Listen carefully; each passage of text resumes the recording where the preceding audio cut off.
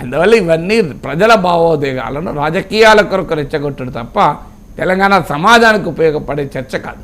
నాగేశ్వర్ గారు, ఇప్పుడు హైదరాబాద్ అంటేనే ముందు అందరికీ గుర్తొచ్చేది చార్మినార్. మరి చార్మినార్ని కూడా అధికారిక చిహ్నం నుంచి తప్పిస్తే మరి ఎంఐఎం అబ్జెక్ట్ చేయదా సార్? ఎంఐఎం కొరకు పెడతాం కానీ చిహ్నాలు ఎంఐఎం కొరక. సో చార్మినార్ ఎంఐఎం జాగిరే, అది ఎంఐఎం వాళ్ళ ప్రైవేట్ ఆస్తి, అది ఓవైసీలా. అందువల్ల ప్రతిదాన్ని ఎంఐఎం కోణంలో చూడాల్సిన కర్మేం పట్టింది దేశానికి, సమాజానికి. అందువల్ల ఆడ ఇష్యూ అది కాదు. చార్మినార్ పెట్టాలా, కాకతీయులు పెట్టాలా, విష్ణుకుండులు పెట్టాలా, శాతవాహనులు పెట్టాలా, ఇవన్నీ తర్వాత కాకతీయులు ఎందుకు పెట్టాలి, శాతవాహనులు ఎందుకు పెట్టకూడదు అని అంటే, సో దానికి నేను కాకతీయుల గడ్డకు మనమన్ని అల్లుణ్ణి, శాతవాహనుల గడ్డలో పుట్టాను. సో నాకు ఇద్దరి వారసత్వం ఈక్వలే, శాతవాహనుల వారసత్వము ఈక్వలే, శాతవాహనులు పాలించినటువంటి రాజధానికి దగ్గరలో పుట్టాను నేను. అదే సమయంలో కాకతీయుల గడ్డకు నేను మనమన్ని అల్లుణ్ణి కూడా. మరి నాకు ఇప్పుడు నాకు కాకతీయ కావాలి, శాతవాహన కావాలి, ఇంకోరికి చార్మినార్ కావాలి, ఇంకో కుతుబ్ షాలు కావాలి, ఆసఫ్ జాహీలు కావాలి, మొత్తం అందరు రాజులే పెట్టుకుంటాం, మనకేం పెట్టామా? సో అందుకని చిహ్నంలో ఎన్ని ఉంటాయి చెప్పండి. అందువల్ల దీన్ని సంకుచితంగా చూడకూడదు. ఒక విశాలమైన తెలంగాణ సాంస్కృతిక, చారిత్రక, సామాజిక పోరాటాల వైభవాన్ని ప్రతిబింబించే విధంగా వివాదరహితంగా ఉండాలని కోరుకోవాలి. నేనేం ఎక్స్పర్ట్ కాదు ఏది ఉండాలని చెప్పడానికి. సో తెలంగాణ అధికారిక చిహ్నంలో ఉన్నా లేకపోయినా దేని విశిష్టత దానికి ఉంటుంది. దాని విశిష్టత పోతుందా? సో దానికి ఎవరి ఒక ఉస్మానియా విశ్వవిద్యాలయం ఎందుకు ఉండకూడదు చిహ్నంలో అని అలాంటి వాడు అనొచ్చు. ఆర్ట్స్ కాలేజ్ భవనం ఉండొచ్చు కదా చిహ్నంలో. అన్నీ పెడితే చిహ్నం ఏముంటుంది, అసలు ఏముంటుంది? సో ఏదో ఒక థీమ్ పెట్టుకొని ఆ థీమ్ తెలంగాణ హిస్టరీని, తెలంగాణ కల్చర్ను, తెలంగాణ సమాజాన్ని ప్రతిబింబించేదిగా ఉండాలి. అన్నీ అందులో ఉండాలి అంటే కూడా సాధ్యం కాదు కదా.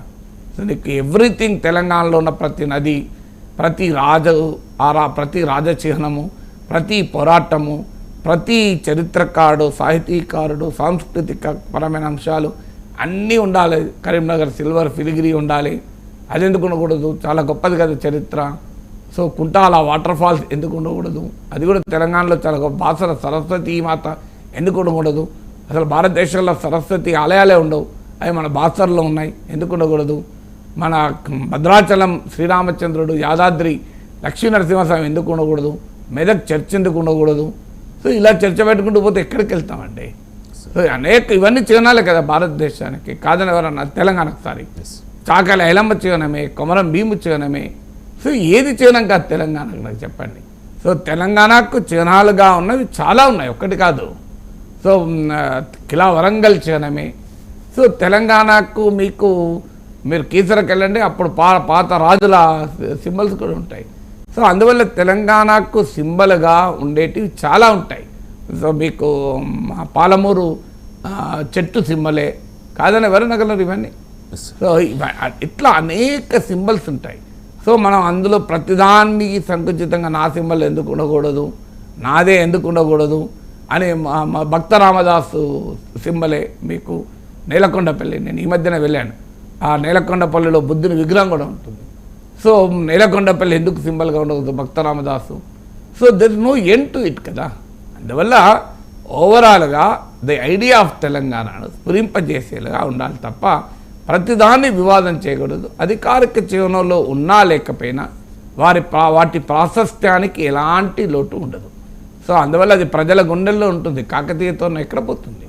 కాకతీయ తోరణం చూసినప్పుడు తెలంగాణ బిడ్డే కాదు, తెలుగు బిడ్డ కూడా పులకరిస్తారు. కాకతీయుల పాలన తెలంగాణకి పరిమితం కాదు. సో అందువల్ల శాతవాహనుల పాలన తెలంగాణకి పరిమితం కాదు. అందువల్ల ప్రజల జీవితాల్లో, ప్రజల ఆలోచనలో, ప్రజల భావోద్వేగాలలో ఉన్నంతకాలం వీటికి గౌరవం ఎప్పుడూ ఉంటుంది. బీఆర్ఎస్ నాయకులు ఆరోపిస్తున్నట్టు ఇది తెలంగాణ చరిత్రను చెరిపివేసే ప్రయత్నం కాకపోవచ్చు, కానీ కేసీఆర్ మార్క్ను చెరిపేసే ప్రయత్నంగా చాలామంది అభిప్రాయపడుతూ ఉన్నారు సార్. టీఎస్ని టీజీగా మార్చేశారు, టీఎస్పీఎస్సీని ఎస్పీఎస్సీగా మార్చేశారు. ఇంకా టీఎస్ టీజీగా మార్చిన తర్వాత పిఎస్సి మారదా అండి? అదే సార్. ఏదైనా మారుతుంది, ఆర్టీసీ మారుతుంది, ప్రతి ఒక్కరు మారుతాయి కదా. మారుతుంది సార్. స్టేట్ పేరు మారినా కానీ మారుతాయి, దాని చరిత్ర, దాని వివాదమే ఉన్నది. ఇప్పుడు ఏంటంటే తెలంగాణ ఏర్పడిన తర్వాత 9.5 ఏళ్ల పాటు కేసీఆర్ ముఖ్యమంత్రిగా ఉన్నారు, బీఆర్ఎస్ అధికారంలో ఉంది. సో ఆ మార్కుని జరిపేసే ప్రయత్నంగా కొంతమంది చూస్తున్నారు. ఉండొచ్చులేండి అది. Right sir. ఇక ఎన్టీఆర్కు